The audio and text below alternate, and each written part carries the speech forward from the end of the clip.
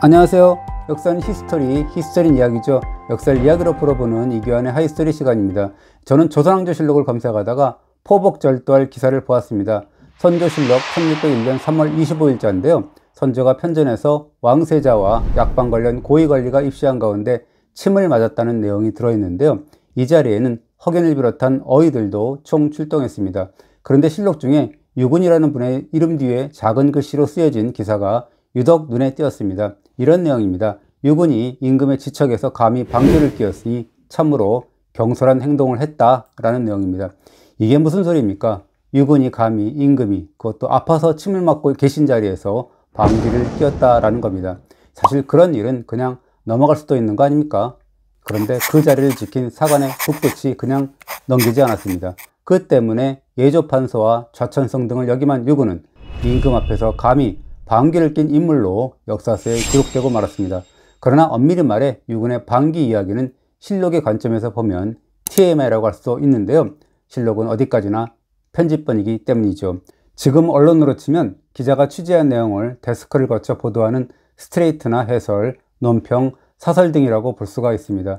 유군의 방귀와 같은 예도 있지만 후대의 실록의 편집 과정에서 상당 부분 걸러내기 때문에 팩트에 충실한 다소 무미건조한 내용을 전하고 있기 마련이죠.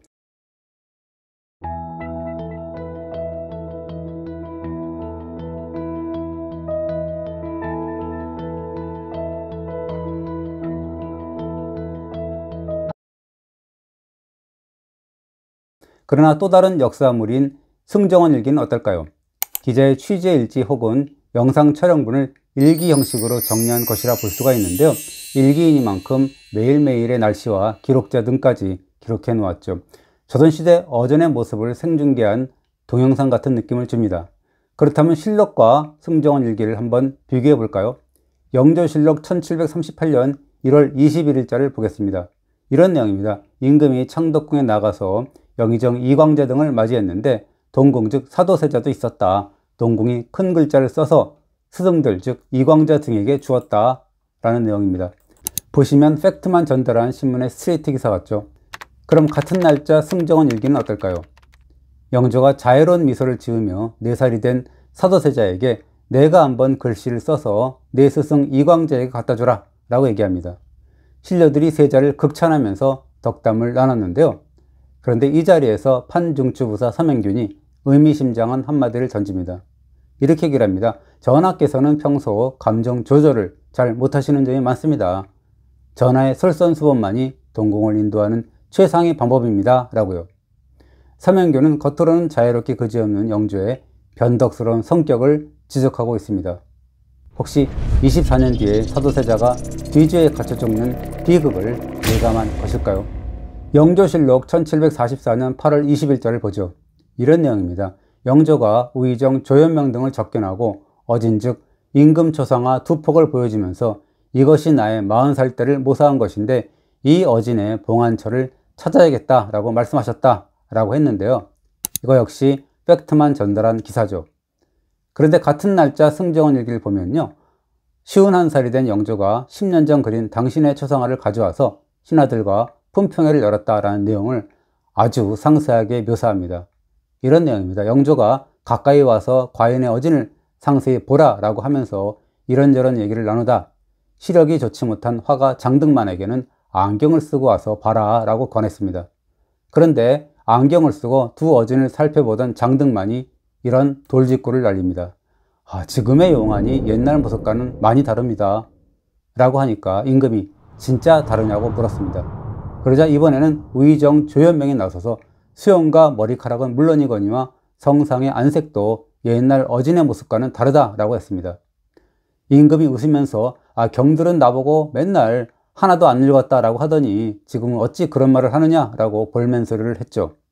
그러자 눈치빵점인 장등만은 전에는 홍조를 띠고 윤기가 있었는데 지금 용화는 수염이 새어서 하얗게 변했고 안색도 많이 좋지 않습니다 라고 바른소리를 했습니다. 영조는 10년 전의 어진을 가리키며 저기 10년 전의 얼굴에도 흰 수염이 있는데 뭘 하고 입맛을 다졌습니다. 신하들도 참 어지간하지 않습니까?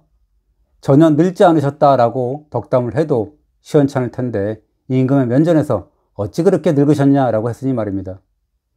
어떻습니까? 실록이 승정원 일기보다 딱딱하고 무미건조하다라는 것을 느끼죠. 그러나 실록에는 승정원 일기에는 없는 특장이 하나 있습니다. 그것이 바로 사관이 촌철살인으로 달아놓은 평론인데요. 선조실록 1598년 11월 27일자를 봅시다.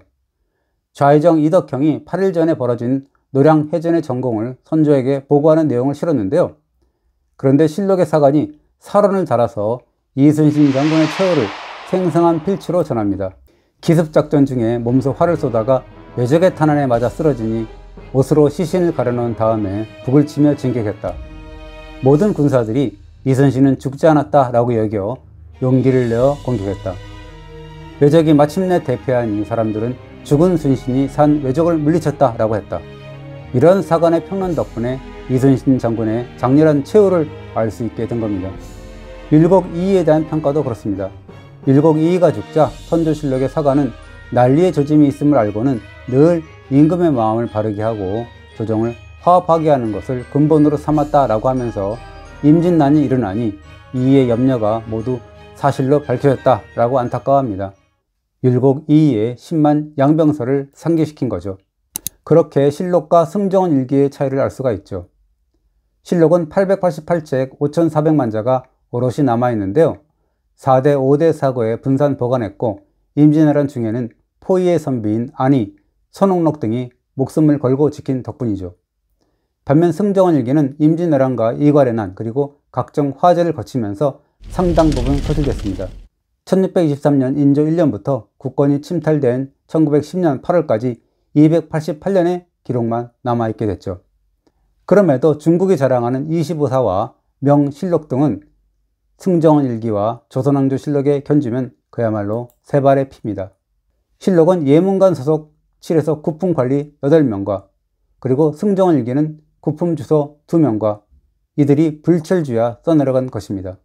그뿐이 아니죠. 지금의 국무회의 기록물이라고 할 수 있는 비변사 등록 273책과 정조가 세손 시절부터 기록한 일성록 2329책까지 꼭 기록에 한 맺힌 사람들 같죠.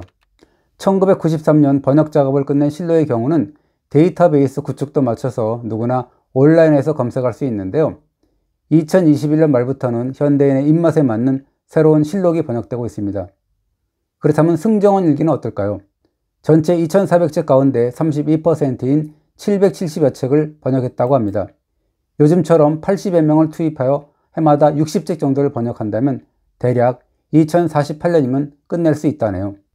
지난해 4월부터 한국고전번역원이 인공지능을 활용한 한문 자동 번역 서비스를 시작했는데요. 지금 한국고전번역원 사이트 가운데 승정원 일기의 원문 중 필요한 부분을 따서 입력하면 자동으로 번역됩니다. 저는 2017년 당시에 한국고전번역원 등 관계기관이 발표한 자료를 바탕으로 전문 번역과 인공지능 번역의 차이점을 기사로 다룬 적이 있었는데요. 상당 부분 잘 해석했지만 오독한 부분도 심심치 않게 보였습니다. 제가 지난해 4월 개통된 한국고전번역원의 자동 번역기에 5년 전에 비교 검토했던 승정원 일기 기사를 입력해 봤는데요. 상당 부분 개선되었더라고요. 60세로 잘못 읽었던 것을 66세로, 목숨을 연명하게 해야 합니다를 목숨을 연명하게 하옵소서로, 포도청 죄인 호린을 포도청 박호랑으로 고쳐 읽었더라고요. 물론 여전히 어색한 표현도 보였습니다. 고전 번역은 디테일이 생명이죠. 원전 번역이 틀리면 역사가 왜곡되는 것이기 때문에 한 치의 오류도 허용할 수 없습니다. 인공지능을 참고할 수는 있지만 번역은 역시 사람이 맡아 마무리 지어야 한다는 겁니다. 물론 불과 몇 년 전에 인간이 인공지능 알파고에 완패한 바둑의 사례가 있죠. 경우의 수가 우주의 원자수보다 많고 인간이 5000년 이상 터득해온 바둑의 진리를 알파고가 절대 이길 수 없다라고 큰소리 쳤다가 망신만 톡톡히 당했죠. 그러나 인공지능 번역은 어떨까요? 저는 인공지능 번역기가 제 아무리 발전한다 해도 옛사람의 붓 흔적과 채취를 찾아내고 맡을 수는 없다라고 생각합니다. 아마 인공지능은 할 수 없을 겁니다. 저는 7에서 9급 하급 관리들이 임금과 신하의 일거수일투족을 위주할 고주할 기록한 젊은 사관들의 분투에 박수를 보내고자 합니다. 오늘도 잘 보셨다면 구독 눌러주시고요. 좋아요도 부탁합니다. 감사합니다.